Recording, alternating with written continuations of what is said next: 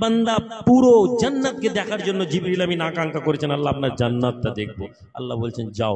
সমস্ত ডানা খুলে জিবরিল আমিন উড়ছেন। উড়তে উড়তে আল্লাহর প্রশংসা করছেন, আল্লাহ এত সুন্দর জান্নাত, এত বড় জান্নাত, এত সুন্দর জান্নাত। উড়তে উড়তে উড়তে উড়তে উড়তে উড়তে জিবরিল আমিন এক জায়গায় হাঁপিয়ে গেছে, সব ডানা ক্লান্ত হয়ে গেছে। জিবরিল আমিন নিয়ে বসেছেন,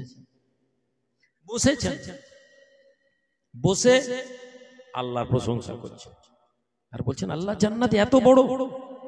আচ্ছা, ধর্মের কথা আমরা শুনি, আমরা অবাক হই, এটা কি সম্ভব? আপনাদেরকে বলি, আপনারা অবাক হয়ে যাবেন যারা একটু পড়াশোনা করেন, নেটে সার্চ করলে বুঝতে পারবেন। আমরা যদি সবচেয়ে ফাস্টেস্ট স্পিডকে আমরা কভার করি, লাইটের মতন দ্রুত যদি আমাদের কোনো যান তৈরি করি, তাহলে আমরা দুনিয়া থেকে চাঁদে যেতে কত সময় লাগবে আপনাদের জানা আছে? 3 সেকেন্ড। এখানে বসলেন 1 2 3 চাঁদে পৌঁছে, এত মানে লাইটের মতন যে গতি।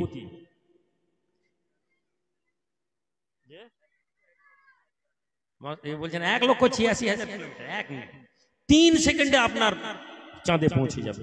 এইভাবে আমাদের যে গ্রহমণ্ডল আছে, সবচেয়ে দূরে জুপিটারে যেতে নাকি কত 6 দিন না 7 দিন এরকম কি লাগে। এরপরে সায়েন্টিস্টরা বলছেন গ্যালাক্সি, আমাদের যেমন সূর্যকে এ করে 11টা গ্রহ না 9টা গ্রহ, বিভিন্ন সময় বিভিন্ন গ্রহ বলে, জুপিটার কখনো গ্রহ কখনো গ্রহ নেই। এটা এর মধ্যে এরকম অসংখ্য সৌরমণ্ডল আছে, গ্যালাক্সি। এর বাইরে বহু গ্যালাক্সি আছে।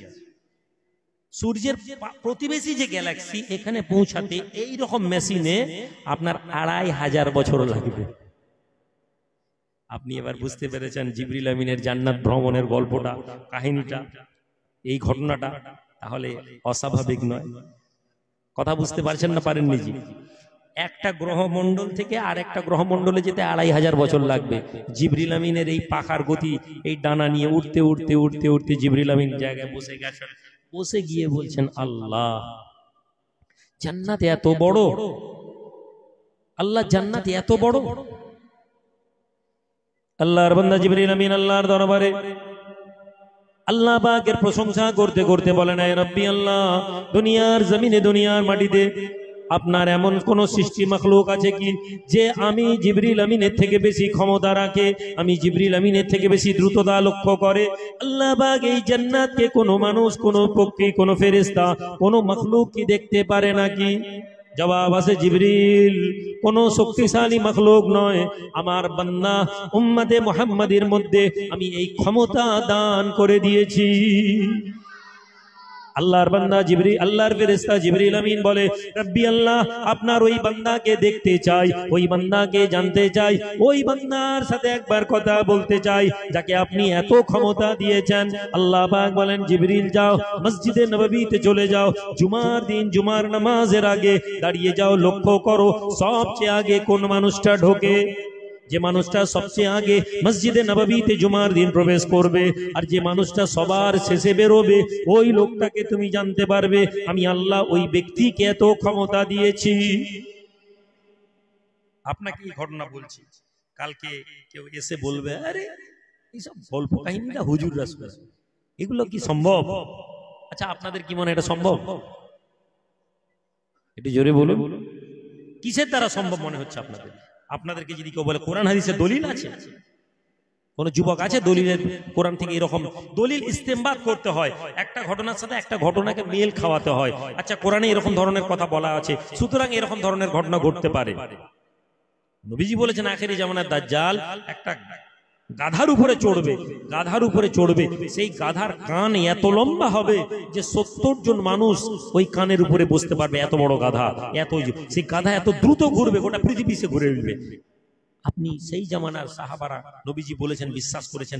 কিন্তু আজকে যদি আমরা টেকনোলজি জামানায় একটু ক্যালকুলেশন করি, আজকে যদি প্লেনের কথা দেখেন, প্লেনের যে বিবরণ দেখেন, এই প্লেন গোটা পৃথিবীকে ঘুরিয়ে নিতে পারবে না, পারবে না? তাহলে আপনি এখান থেকে ইস্তেমবাদ করার ব্যাপার আছে। কোনোটাই আমরা 100% সত্য বলবো না, আল্লাহু আলাম, এটাই আমাদের শেষ কথা হবে। আল্লাহই সবচেয়ে বেহতর জানেন, আল্লাহই শেষ কথা। কিন্তু আপনাকে বুঝতে হবে, কোন মানুষের কি ক্ষমতা আছে যেখানে জিবরিল আমিন উঠতে পারেননি? মানুষ ঘুরবে, হুজুর গল্প শুনিয়ে গেছে, কিন্তু না, কোরআনকে যদি আমরা বুঝতাম, কোরআনের অর্থ যদি আমরা বুঝতাম, তাহলে কোরআনুল কারীমে নবী সুলাইমান আলাইহিস সালাম বসে আছেন, তার সঙ্গী সাথীরা আছে, জিন ইনসান বসে আছে। নবী সুলাইমানের একদিকে জিনেরা তার অনুগত, একদিকে মানুষ তার অনুগত। নবীজি বলছেন, তোমরা জানো বিলকিস সাবারানি আসছে। আচ্ছা, ওর একটা বড় কুরসি আছে, বড় সিংহাসন আছে। কেউ কেউ বলেছেন ওই কুরসিটা হচ্ছে 70 হাত লম্বা, 40 হাত চওড়া, এত বড়, সোনা হীরা মণি মুক্তা একদম খাঁচানো, এত বড়। ওই এটাকে সরানোর জন্য 700 লোক লাগতো। নবী সুলাইমান বলছেন, তোমরা রানী সাবার, কেউ কুরসিটা এনে এখানে আনতে পারবে? দেখা করতে আসছে, আমি ওকে সারপ্রাইজ করে দেব। একজন জিন দাঁড়িয়ে গেছে, হে নবী সুলাইমান, আমি পারবো। কি করবে? আপনি এখানে সবার কাজ করুন, আমি দ্রুত উড়ে যাব, সবার কাজ শেষ হওয়ার আগে আমি আমার কাঁধে করে তুলে নিয়ে চলে আসবো। সুবহানাল্লাহ বলবেন। জিনকে আল্লাহ এত ক্ষমতা, এটা কি আল্লাহ কোরআনুল কারীম আল্লাহ পাক বর্ণনা করছেন। এমন সময় একজন লোক উঠলেন, বললেন, হে নবী সুলাইমান, আপনি আমাকে অনুমতি দেন, আমি আপনার চোখের পালক পড়ার আগে আমি কুরসিটা এনে দিব। নবী সুলাইমানের চোখের পালক পড়ার আগে রানী সাবার কুরসিটা এনে দাঁড় করিয়ে দিয়েছে। রাস্তা 1 বছর দূরের রাস্তা, নবী সুলাইমান থেকে নিয়ে রানী বিলকিসের যে দূরত্ব 1 বছরের, সেখানে এক পলকে এনে দিয়েছে। তাহলে কোরআনের আয়াতের এই ব্যাখ্যার অনুসারে আল্লাহ তার বান্দাদেরকে এক নিমিষে পৃথিবীর এদিক ওদিক যাওয়ার ক্ষমতা দিয়েছেন না দেন না? তাহলে এই মানুষ কারা, কেমন ক্ষমতা? নবী এসে পৌঁছে গেছেন, কে? ফেরেশতা জিবরাইল আলাইহিস সালাম মসজিদে নববীতে এসে দাঁড়িয়ে আছেন। এমন সময় একজন বয়স্ক লোক গুটি গুটি পায়ে মসজিদে নববীর মধ্যে প্রবেশ করলেন। আচ্ছা, এই লোকটা প্রথম লোক। নামাজ হলো, শেষ হয়ে গেল, সবাই বেরিয়ে গেল, গুটি গুটি পায়ে ওই ব্যক্তি আবার বেরিয়ে আসছেন। জিবরিল আমিন সালাম দিচ্ছেন, আসসালামু আলাইকুম। ওয়া আলাইকুম আসসালাম, ভালো আছেন? জি। আমি আপনার কাছে একটা জিনিস জানতে চাই। কি জিনিস? আল্লাহর ফেরেশতা জিবরিল আমিন ওই ব্যক্তিকে বলতে লাগে, আমি একটু জানতে চাই, এখন জিবরিল আমিন কোথায় আছেন? কে জিজ্ঞেস করছে? জিবরাইল আলাইহিস সালাম নিজে জিজ্ঞেস করছে, আমি জানতে চাই জিবরাইল আলাইহিস সালাম কোথায় আছেন, জিবরিল আমিন কোথায় আছেন? আল্লাহর বান্দা বলেন, আমাকে একটু সময় দিন। চোখটা বন্ধ করে আল্লাহর বান্দা কিছুক্ষণ চোখ বন্ধ করেন, চোখটা খুলে বলেন, ভাই, আমি আল্লাহর আরশের কাছে জমিনের মধ্যে আমি দেখতে পেলাম, 7 আসমান আমি ভ্রমণ করে নিলাম, না না, আমি জিবরিল আমিনকে দেখতে পেলাম না, আমাকে আর একটু সময় দিন।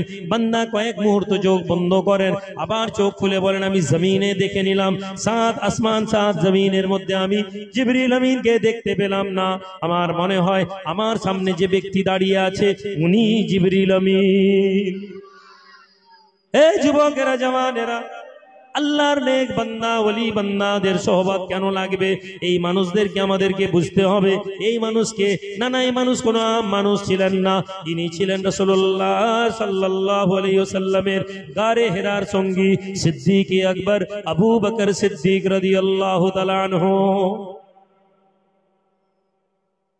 ভাই আমার, এই মানুষদের সোহবত লাগবে।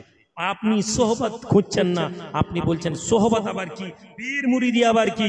এ যুবক ছেলে, তুমি আল্লাহওয়ালা মানুষদের সঙ্গী হয়ে গেলে কি পাবে? শোনো, বসে আছেন আমার নবী, দয়ার নবী, নূর নবী, টেক দিয়ে আছেন কোথায়?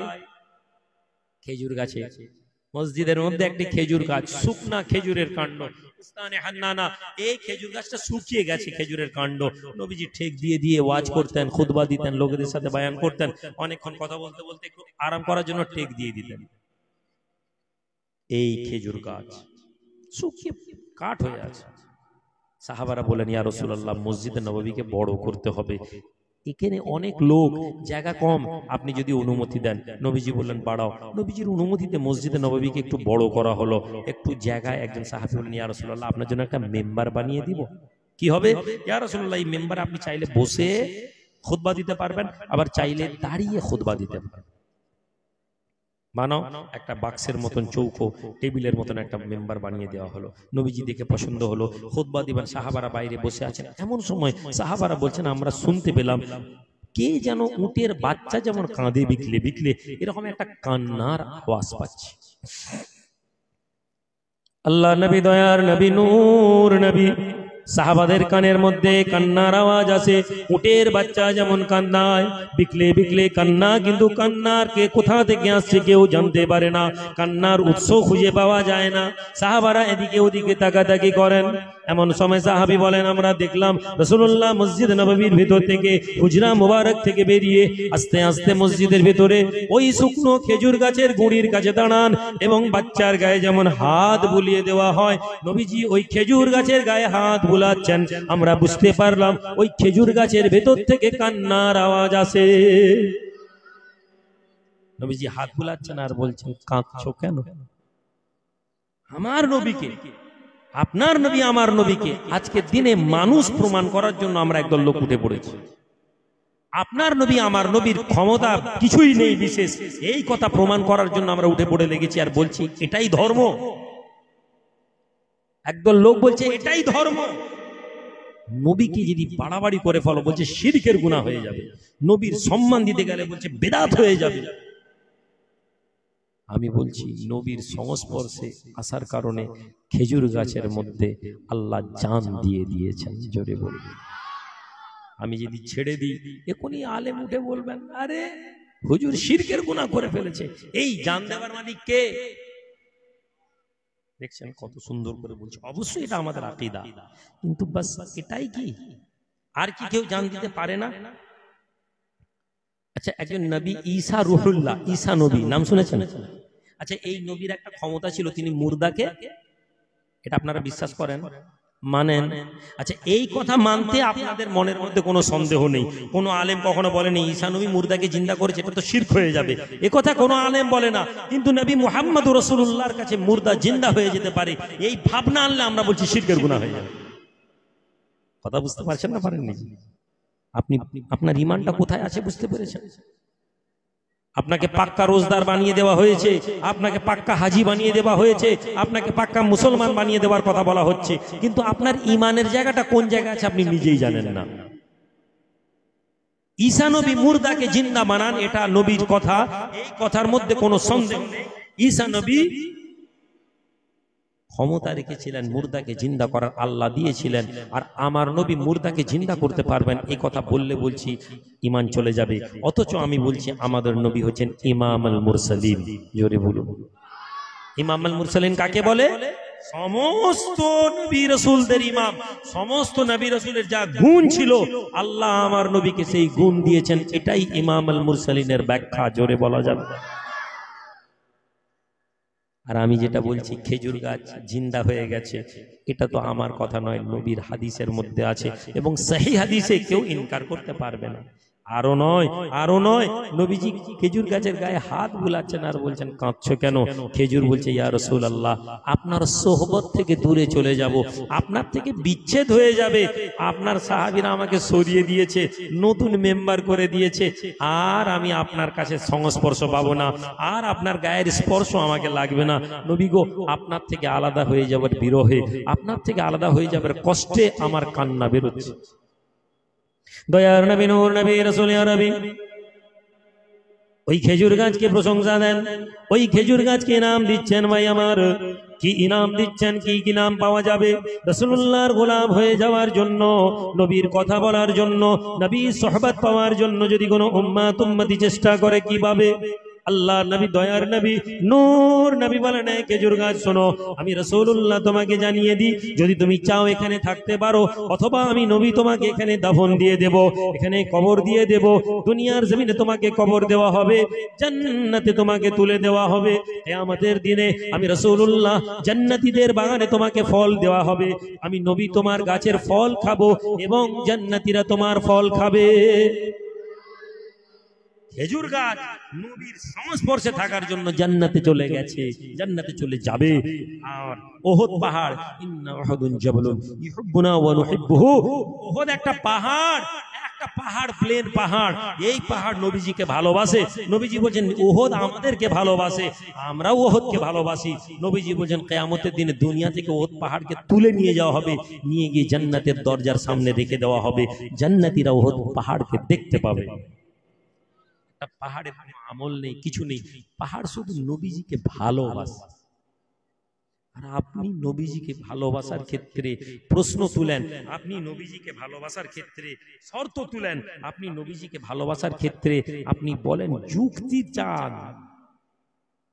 আমার ভাইয়েরা, আমার বাবাজি, ওয়াজের মজলিসে ওয়াজ করলে শুধু হবে না, তাহলে আমরা কি করব ভাই? প্রথম বললাম ইমানি বিশ্বাসের জায়গায় আমাদেরকে এটা বুঝতে হবে। ইমান কি? ইমান হচ্ছে ওই জিনিস। ইব্রাহিম ইবনে আদহাম রাহমাতুল্লাহ আলাইহি হেঁটে হেঁটে যাচ্ছেন, একজন লোককে খুব পরেশান দেখছেন, চিন্তিত দেখছেন। ইব্রাহিম ইবনে আদহাম আল্লাহর ওলি বান্দা, নেক বান্দা, বলছেন শোনো এই ছেলে, ইমান কি বলছি আপনাকে, এই ছেলে তুমি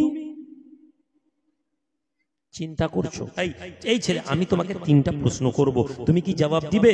সেই ছেলে ইব্রাহিম ইবনে আদহামকে আল্লাহর নেক বান্দা, ওলি বান্দা, জি হুজুর বলেন। এই ছেলে তুমি কি এটা বিশ্বাস করো? এই প্রশ্ন আপনাদেরকে, যারা আমার জলসার মজলিসে বসেছেন আপনাদেরকে এই প্রশ্ন করছি, জবাব দেন। ইব্রাহিম ইবনে আদহাম বলছেন এই ছেলে তুমি কি এটা বিশ্বাস করো গোটা ব্রহ্মাণ্ডের, গোটা পৃথিবীর, গোটা দুনিয়ার মালিক আল্লাহ?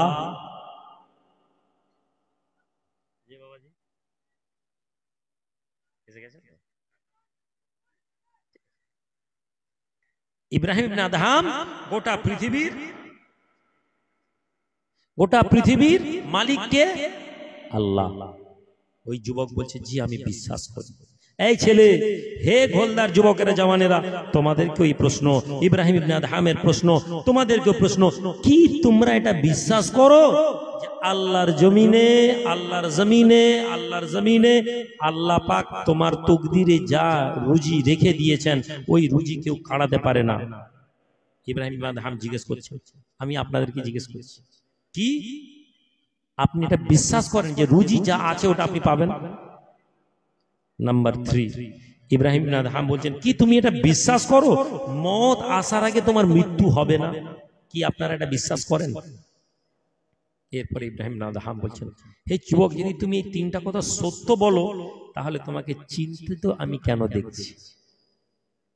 হে আল্লাহর বান্দা, জওয়ানেরা, যুবকেরা, রুজি নেই, কাজ নেই, কর্ম নেই, এ কথা বলে তুমি চিন্তা করো, জেনে নাও শয়তান তোমাদেরকে ধোঁকা দেয়, শয়তান তোমাদেরকে চিন্তায় ফেলে দেয়।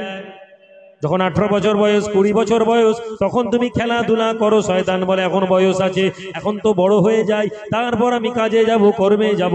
25 বছর, 26 বছর, 30 বছর বয়সে শয়তান তোমাকে বলে 30 বছর হয়ে গেল, বিয়ে হলো না, কাজ করতে পারলাম না, জীবনে কি করব? 40 বছর বয়স পর্যন্ত তুমি কাজ করো, এমন কাজ করো যে তোমার সংসার ঠিক মতো চলে না, শয়তান তোমাকে ধোঁকা দেয়, শয়তান তোমাকে ওয়াসওয়াসা দেয়। 40 বছর হয়ে গেল, 50 বছর হয়ে গেল, জীবনটা চলে গেল, ছেলে মেয়ে বড় হয়ে গেল, এখনো কিছু করতে পারলাম না, আমি বরবাদ হয়ে গেলাম। হে আল্লাহর বান্দা, যুবকেরা, জওয়ানেরা, ইব্রাহিম ইবনে আদহামের কথা মনে রাখো। আল্লাহর জমিন, আল্লাহ রব্বুল আলামিন তোমার রুজি যা রেখে দিয়েছেন, ঘরের মধ্যে যদি আমি বসে থাকি আমি রুজি পাবো, এই বিশ্বাসটা যদি আমার থেকে যায়, আল্লাহর জমিনে কাজ করতে বেরোবো, যেমন করে নবীজি আমাদেরকে বলেছেন ওইভাবে আমি কাজ করব। নবীজি যেভাবে আমাদেরকে কর্মের জায়গায় যেতে বলেছেন ওইভাবে আমি যদি কর্মের জায়গায় যাই, আর আমি যদি গরিব থাকি আমার কোনো চিন্তা নেই, কিন্তু আমি দায়িত্ব নিয়ে বলতে পারি যদি নবীজির তরিকায় আমরা কাজ করি, কর্ম করি, রাসূলুল্লাহ বলেছেন আল্লাহ তোমাদেরকে বরকত দেবেন, আমার অভাব হবে না, আমি বিনা খাবারে আমি থাকবো না, আমার দুনিয়ার জমিন আল্লাহ পাক আমার সংসারের মধ্যে শান্তি দিয়ে দেবেন। শয়তান তোমাকে বুঝাতে বুঝাতে বলবে চল চুলের ব্যবসাটা কর, সবাই করছে, আমি জানি আপনারা গোলদা, আমি ভগবানপুর এইসব লাইনে জলসা করিনি ভাই, খুব ভয় লাগে। আমি আপনাদের দরবারে, আপনারা আমাকে কষ্ট পাবেন, কিন্তু আমি আপনাদেরকে কেন বলছি, কিয়ামতের দিনে আল্লাহ পাকের কাছে আমাকেও প্রশ্ন হবে আপনাদের। এই চুল ব্যবসাটা বড় কঠিন হারাম ব্যবসা। আমি প্রায় ভগবানপুর এলাকার লোকেদেরকে বলি কেন এই চুল ব্যবসা করে? হুজুর কি করব, করে খেতে হবে। তো আপনি এখনই বললেন আল্লাহ আপনার তকদিরে যা রুজি রেখেছেন সেই রুজি আপনি পাবেন, তাহলে কি হারাম রাস্তায় আপনি রুজি দিবেন? আপনি বলুন ভাইজান আমার তো রুজি আল্লাহ রেখেছেন হারাম হলে, ওই যে বললাম শয়তান ওয়াসওয়াসা দিল। না না, আপনি ধর্ম জানেন, আমি আবার বলছি ধর্ম জানতে হবে। নবীজি বলছেন আল্লাহ বলেন, আল্লাহ বলেন কি বলেন, আনা ইন্না যান্না আবদি, হে বান্দা আমি আমার বান্দার ধারণার মধ্যে থাকি, ফা ইন্না যান্না খাইর, যখন বান্দা আমার সম্পর্কে ভালো ধারণা রাখে, ফা ইন্নাহু খায়র, আমি আল্লাহ তার জন্য ভালো হয়ে যাই, ফা ইন্না যান্না শার, যখন বান্দা আমার জন্য খারাপ ধারণা রাখে, ফা ইন্নাহু শার, আমি বান্দার জন্য খারাপ হয়ে যাই। ভগবানপুরের লোকের ধারণা নামাজ পড়ে আল্লাহকে রাজি করে নিব, কিন্তু চুলের ব্যবসা ছাড়া যাবে না, চুলের ব্যবসা ছাড়লে খাবো কি? আল্লাহ বলছেন যা তুই চুলের ব্যবসার মধ্যে ডুবে থাক, হারাম ব্যবসায় তুই রুজি খুঁজছিস, আমি আল্লাহ তোকে হারামের মধ্যে রুজি দিব। এই যুবক তুমি বেরিয়ে আসো, তোমার গুনাহ হয়েছে তুমি ভয় পেও না, কিন্তু তুমি আজ বেরিয়ে এসো, আমাকে একটা অল্টারনেটিভ ব্যবসা খুঁজতে হবে, অল্টারনেটিভ ব্যবসায় বেরো, ব্যবসা শুরু করো, তুমি চুলের ব্যবসা বন্ধ করো, তুমি না বেরলে তোমার জেনারেশন বরবাদ হবে, তোমার আওলাদেরা বরবাদ হবে, তুমি জাহান্নামের রাস্তায় যাচ্ছ, তোমার ছেলেকেও জাহান্নামের রাস্তায় টানছো। কিয়ামতের দিনে নবীজি বলছেন ওই ছেলে মেয়ে যখন জাহান্নামে যাবে তখন আল্লাহকে বলবে, আল্লাহ আমার মা বাপ আমাদেরকে দিনের রাস্তায় আনেনি, ধর্মের রাস্তায় নিয়ে আসেনি, আল্লাহ আজ মা বাপের জন্য জাহান্নাম যাচ্ছি, ওই মা বাপকে নিয়ে আসুন। নবীজি বলছেন ওই মা বাপের বুকের উপরে তারা পা দিয়ে জাহান্নামে যাবে, মা বাপ তো জাহান্নামী হবে, ওই ছেলে মেয়েরাও জাহান্নামে যাবার জন্য মা বাপকে বদদুয়া দিবে আর বুকের উপরে পা মারিয়ে জাহান্নামে যাবে। 70 বছরের জীবন ভাই, 70 বছরের জীবন, 80 বছরের জীবন, 60 বছরের জীবন, আপনি বিশ্বাস করেননি যে আল্লাহ আপনাকে হালাল রাস্তায় রুজি দিবে, আপনি বলছেন যে কি করে খাবো? আপনি বলুন, আপনি বলছেন আপনি আপনার চেয়ে ভালো ধর্ম কেউ জানে না, আপনি মনে করছেন আপনি মরলেই জান্নাতে চলে যাবেন। নবীজি বলছেন, নবীজির কাছে একজন এসে বলে, ইয়া রাসূলুল্লাহ আমি বড় অভাবের মধ্যে আছি, ইয়া রাসূলুল্লাহ আমি বড় অভাবের মধ্যে আছি, রুজির অভাব, রুজি নেই ইয়া রাসূলুল্লাহ, হে আল্লাহর নবী আমার দেনা হয়ে গেছে, আপনি একটু কিছু ব্যবস্থা করে দিন। নবীজি ওকে আমল দিলেন, আমি আপনাদেরকে রুজিতে বরকতের জন্য এবং রুজি বৃদ্ধির জন্য এবং ঋণ মুক্তির জন্য আমলটা বলবো, আপনারা কি এই আমলের উপরে কায়েম থাকার চেষ্টা করবেন? ইনশাআল্লাহ বলি। না না আমি আপনাদের কাছে পয়সা যাওয়ার কথা বলি না, হুজুর মানে যেন মনে হয় কিছু পয়সা, আর আমাদের দেশে আমাদের মতন মৌলী সাহেব কি তবলিগ কি বেরেলি কি ফুরফুরা কি আজান গাছি সব বড় লোকেদের কাছে পয়সা আদায় করে তাদেরকে এটা বুঝিয়ে দেয় যে পয়সার বিনিময়ে জান্নাত পাবে। বড় লোকেরা হারাম রাস্তায় কাজ করে, অন্যায় ভাবে পয়সা ইনকাম করে, তারা হুজুরকে কিছু টাকা দিয়ে তারা মনে করে যে আমরা ধর্মটা অ্যাডজাস্ট করে দিয়েছি। আমি আপনাদেরকে পয়সা খরচ করার কথা বলবো না, আমি আপনাদেরকে টাকা দেওয়ার কথা বলবো না, দান করার কথা বলবো না। আমি জানি এরপরেও আপনি যদি এই আমলটার উপরে না থাকতে পারেন, আপনি বুঝেন যে আল্লাহ পাক আপনাকে তৌফিক দেননি, অসন্তুষ্ট আছেন, রাজি করান আল্লাহ।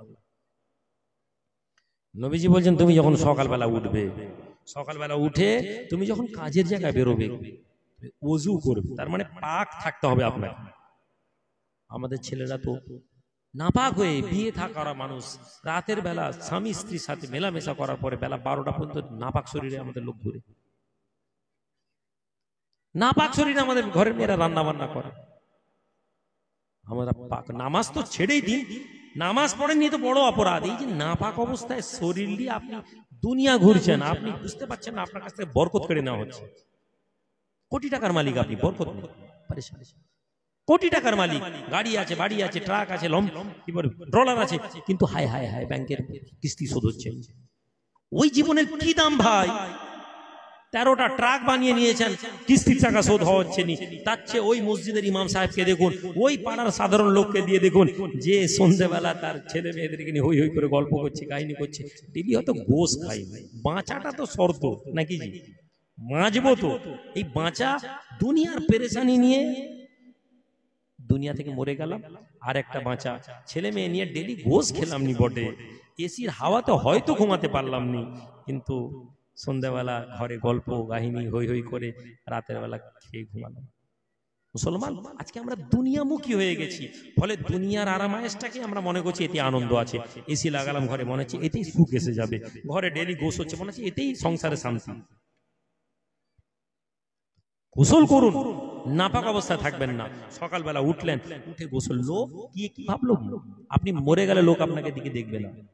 ঘরে হুজুর ঘরে বাথরুম নেই, আপনি পুকুরে গিয়ে ডুব মেরে গোসল করেন। ঘরে বাথরুম নেই, ঘরে জয়েন্ট ফ্যামিলি, আপনার মা বাপ আপনাকে, আপনি লজ্জা পান, হায় হায় ভাই কি ভাববে, হায় হায় ভাবি কি ভাববে। আপনি জেনে দেখেন আপনার ভাই ভাবি জানে আপনার বিয়ে হয়েছে, ফলে তাদের ভাবনার কিছু নেই। আপনার মা বাপ জানে আপনার বিয়ে হয়েছে, ফলে বৌমা রাতের বেলা গোসল করলে যদি মা বাপ রেগে যায়, বলেন অনেকে আমাকে এমনও কথা বলেছে, হুজুর এই আমার বাড়িতে অশান্তি হয়। আরে তোমার অশান্তিকে রাখো, গোসল করে ফজরের সময় গোসল করবেন, নামাজ পড়ুন। ফজরের নামাজ যে পড়ে নিল তার দুনিয়ার অর্ধেক সমস্যা সমাধান হয়ে গেল। সুবহানাল্লাহ। আপনি উজু করবেন, নবীজি বলছেন তুমি উজু করবে, উজু করে তুমি কি করবে না, তুমি সকালবেলা বেরোবে, উজু করে তুমি সকালবেলা বেরোবে কাজের জায়গায়। কি কাজ? দোকান। তুমি যখন দোকানে যখন ঢুকবেন তখন আপনি দরুদ শরীফ পড়বেন, যে দরুদ জানেন পড়বেন, যে দরুদ জানেন পড়বেন। মসজিদে ঢোকার জন্য আসসালাতু ওয়াসসালামু আলা রাসূলিল্লাহ সাল্লাল্লাহু আলাইহি সাল্লাম, এই কথাটা বলবেন, লা ইলাহা ইল্লাল্লাহ মুহাম্মাদুর রাসূলুল্লাহ সাল্লাল্লাহু আলাইহি সাল্লাম। যে দরুদ জানেন দরুদ পড়বেন। কবার? 3 বার। দরুদ পড়ে 3 বার কুল হুয়াল্লাহ পড়বেন। কুল হুয়াল্লাহ যদি না জানেন দরুদ শরীফ পড়বেন। সবাই তো দরুদ শরীফ জানি, ছোট বড় কোনো না কোনো দরুদ জানি, যে দরুদ জানি সেটা পড়ি।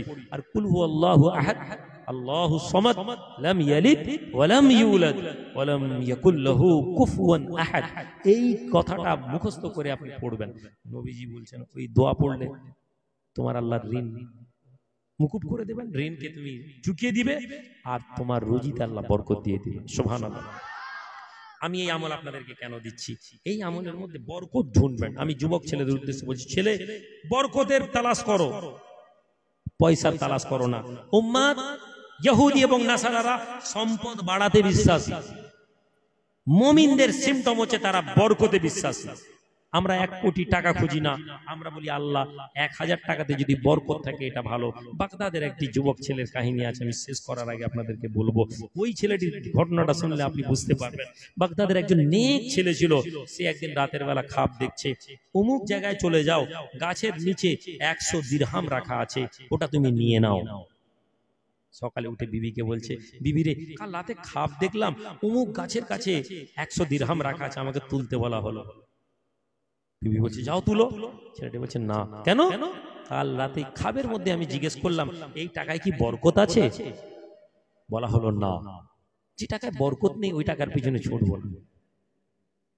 আল্লাহর বান্দা যুবক ছেলে, জওয়ান ছেলে, কয়েকদিন পরে আবার খাব দেখে, খাবের মধ্যে তাকে বলা হয় অমুক পাহাড়ের কাছে চলে যাও, অমুক পাহাড়ের নিচে অমুক পাথরের নিচে 1000 দিরহাম রাখা আছে, ওই 1000 দিরহাম নিয়ে নাও, ওই 1000 দিরহাম তুমি নিয়ে নাও। যুবক প্রশ্ন করে এই 1000 দিরহামের মধ্যে কি বরকত আছে? বলা হলো না। বিবিকে বলছে, বিবি বলছে তুই পাগল নাকি, 1000 দিরহাম অনেক টাকা, তাড়াতাড়ি করে নিয়ে এসো। ছেলে বলছে না। বউ ঝগড়া করছে, ছেলে বলছে না, বরকত নেই বলা হয়েছে, খাবি দেখছি তো, যদি খাবের কথা বিশ্বাস করি তাহলে খাবের কথা পুরো বিশ্বাস করব, বরকত নেই। কিছুদিন পরে আবার খাব দেখছে, অমুক জায়গায় গাছের কাছে যাও, একটি গাছের ডালে কিছু সীসা রাখা আছে। সীসা বুঝেন তো, তামা চাকতি, তামা বলে না, তামা সীসা, মূল্য নেই, একেবারে মূল্যহীন জিনিস, বলো রাখা আছে, ওটা নিয়ে এলাম। ছেলেটি খাবে জিজ্ঞেস করছে এর মধ্যে বরকত আছে? বলা হলো হ্যাঁ। সকালবেলা উঠে বিবিকে বলছে কয়েকটা সীসার চাকতি একটা গাছের কাছে রাখা আছে, আনতে যাচ্ছে, ওতে বলা হয়েছে বরকত আছে। বউ বলছে রাখো তোমার বরকত, সীসার চাকতির কি দাম, কেউ নেবে? 2 দিরহামও হবে, 2 দিরহামও দাম হবে না।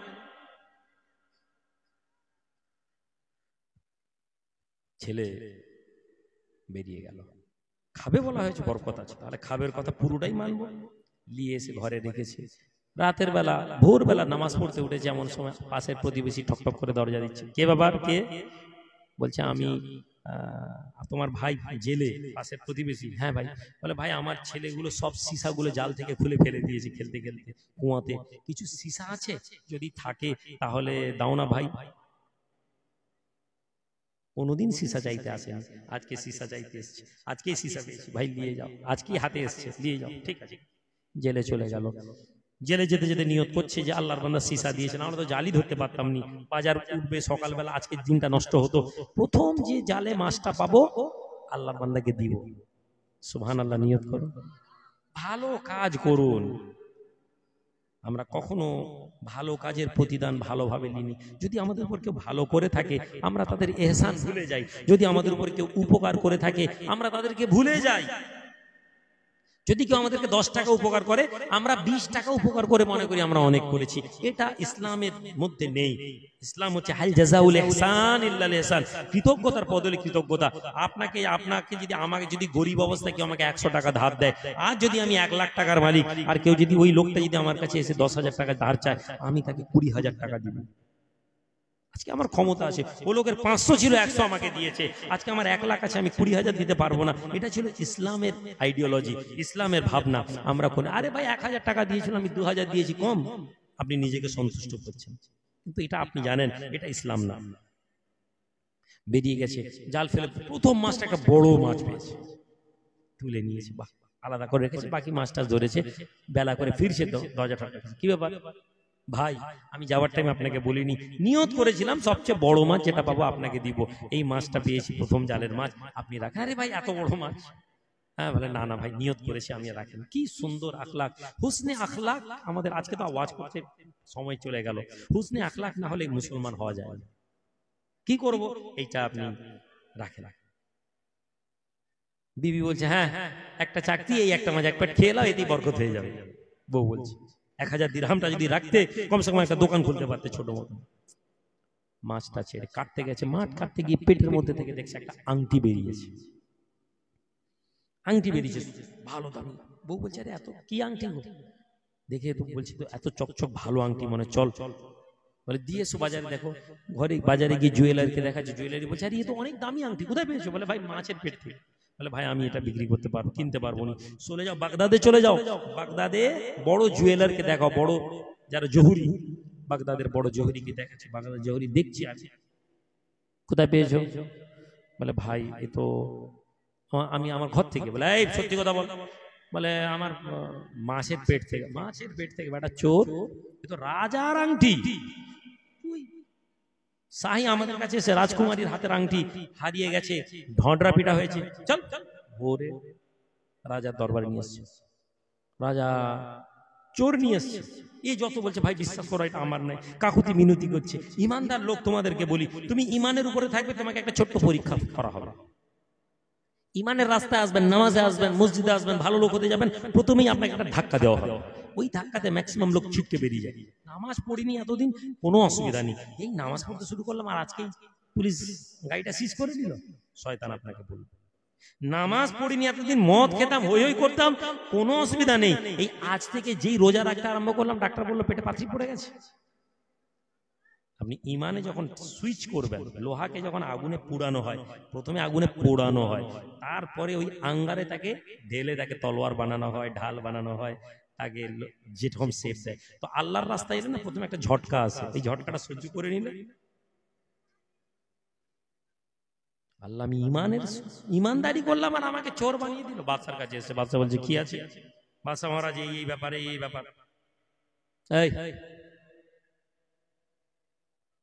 সত্যি কথা বলো, রাজকুমারীকে ডাকা হলো, তোমার আংটি হারিয়ে গেছে তুমি বলছো? রাজকুমারী ভয়ে বলছে আমার মহল থেকে কেউ আংটি চুরি করে নিয়েছে। বাপকে বলেছে, বাপ চুরি হয়েছে। বাদশা তো বাদশা ছিল, বলে সত্যি কথা বলো। রাজকুমারী বলছে না আমি দাজলা নদীতে গোসল করতে গেছিলাম, পুকুরে ডুব মেরেছি, আমার হাত থেকে আংটি খুলে গেছিল। সত্যি। বাদশা শুনে খুশি হলো। বাদশা তার মেয়েকে বলো যাও তুমি চলে যাও, ওকে বলো দেখো এইটা হারিয়ে গেছে বা চুরি হয়েছে বলে আমি ছেড়ে দিয়েছি আল্লাহর জন্য, কিন্তু তুমি যখন আজকে আমাকে ফেরত দিয়েছো, শোনো এই আংটির মূল্য অনেক, তবে আমি তোমাকে 1 লাখ দিরহাম তোমাকে আমি গিফট করছি, এটা তুমি হাদিয়া হিসাবে দিয়ে নাও। বোঝার চেষ্টা করুন, ধর্ম বুঝাচ্ছি, ধর্ম। মসজিদে গিয়ে নামাজ পড়ে কপাল কালো করে ফেলেছেন, ধর্ম জানেন না। রাস্তার উপর দিয়ে তকবির দিতে আসছেন, হিন্দু এলাকা, হিন্দু মহল্লায় তকবির দিচ্ছেন, মনে করছে এটাই ধর্ম। ইসলাম কি জানি না? আপনি বলেন ওরাও বলে জয় শ্রীরাম, আরে ওরা তো ওরাই। আমি ওদেরকে দেখে তো ধর্ম শিখছি, ওদেরকে দেখে তো আমি দিন জানবো না। যুবক ছেলে 1 লাখ দিরহাম পেয়েছে, খুশি, পুরো টাকাটা ঘরে নিয়ে গিয়ে ঝেপে দিব। আপনি আমি হলে তাই করব। এখান থেকে একটা জিনিস শিক্ষা, কোনো জিনিস হারিয়ে গেছে মনে করেছেন, কোনো জিনিস লস হয়ে গেছে মনে করেছেন, তারপর হঠাৎ দেখছেন রিটার্ন এসে গেছে, তাহলে আপনি মাথায় রাখুন, ওটা আপনি আশা করেননি, আবার আল্লাহ আপনাকে দিয়েছেন, দেখছেন, ওখান থেকে একটা অংশ আল্লাহ রাস্তায় খরচ করো। পাওনাদার 10 লাখ টাকা দেবে না, আপনি বুঝে গেছেন দেবে না, হঠাৎ 4 বছর পরে এসে বলছে ভাই কিছু মনে করবেন নি, দেরি হয়ে গেছে টাকা। আপনি তো আশা করেননি 10 লাখ টাকা এসছে, কি এলাকায় মসজিদ হচ্ছে 1 লাখ টাকা দেবো না। এইটা ছিল ইমানদারদের লক্ষণ। আপনি ভাবছেন ও আমার তো পাওনার টাকা, আরে মিয়া তুমি তো ভেবেই নিয়েছিল টাকা পাবো না, আল্লাহ যখন পাইয়ে দিল তাহলে তোমার উচিত ছিল এখান থেকে কিছু দেওয়া। আমরা এরকম করে ভাবি না। রিপোর্ট করেছেন ডাক্তার, প্রাইমারি রিপোর্টে বলছে আপনার ক্যান্সার হয়ে গেছে, 40,000 টাকা, 1 লাখ টাকা, 5 লাখ টাকা খরচ হবে, বাজেট করে দিয়েছে। বোম্বেতে গিয়ে রিপোর্ট করে ডাক্তার বলছে না না, মানসিক ভাবে প্রস্তুত, 5 লাখ টাকা খরচ হবে। ডাক্তার বলছে না না, ভুল রিপোর্ট এসেছে, এই ওষুধ ভালো হয়ে যাবে। আপনি আল্লাহ শুকরিয়া, আলহামদুলিল্লাহ আল্লাহ বাঁচিয়ে দিয়েছেন। না না ভাই, ওই 5 লাখ খরচ করবেন, মানসিক প্রস্তুত নিয়েছিলেন কি, ওখান থেকে 50,000 আল্লাহ তোমার ঘরের জন্য, তোমার মাদ্রাসা, তোমার মসজিদ, তোমার এলাকা আপনি দিতে পারেন। আপনি পারেন কিন্তু আপনি করেন না। আপনার ওই 5 লাখ খরচ হয়নি, পাশে আপনি খবর পেলেন, এসেই খবর পেলেন আপনার চাচতো ভাইটা মাইক অ্যাক্সিডেন্ট করে কলকাতায় ভর্তি আছে। আপনার মনের মধ্যে হয়নি আরে আমার তো 5 লাখ খরচ হয়, 50 টাকা নিয়ে গিয়ে। আমরা করি না, আমরা মনে করছি ওই বললাম হুজুরকে নিয়ে এসে দোয়া করিয়ে জান্নাত নিয়ে নিব। আল্লাহ আপনাকে রাস্তা দিচ্ছিলেন ইবাদত করে নেকি করার, আপনি ভাবেন। এই ছেলে 1 লাখ দিরহাম নিয়ে গিয়ে সোজা ওই জেলের বাড়িতে আওয়াজ দিচ্ছে, ভাই কি আবার এই ঘটনা, মা মাশাআল্লাহ ভাই ঠিক আছে তুমি রাখো। না না আমি কি রাখবো, সব তো তোমার জন্য। আরে ভাই কি বলছো, তোমার জিনিস, তোমার মাছ, তোমার, তুমি গিয়ে বাগদাদে গিয়ে তুমি অসম্মান হয়েছো। বলেন না, এ টাকা আমি একা নিতে পারবো না। জেলে বলছে আমি নিতে পারবো না, এ বলছে না ভাই চলো 50-50। জেলে মানছে না, লাস্টে সব দুজনে মিলে ঠিক হলো চলো দুজনে মিলে একটা ব্যবসা করি, দুজনেই সেই ব্যবসায়িক প্রতিষ্ঠানে থাকবো, যা আল্লাহ দিবে এখান থেকে দুজনে অর্ধেক অর্ধেক। 1000 দিরহামে দোকান খোলার লোক 1 লাখ দিরহামে দোকান খুললো। কোথায়? সব জায়গায় ইমানদারি আর আল্লাহ ভরসা ছিল, ইমানদারি আর আল্লাহ ভরসা ছিল। 1 বছরের মধ্যে কাসিসুল আরবের মধ্যে এসছে, 1 বছরের মধ্যে ওই ছেলে বাগদাদের একজন বড় ব্যবসায়ীদের মধ্যে তার নাম এসে গিয়েছিল। কথা শেষ, আলোচনা শেষ। বাবাজি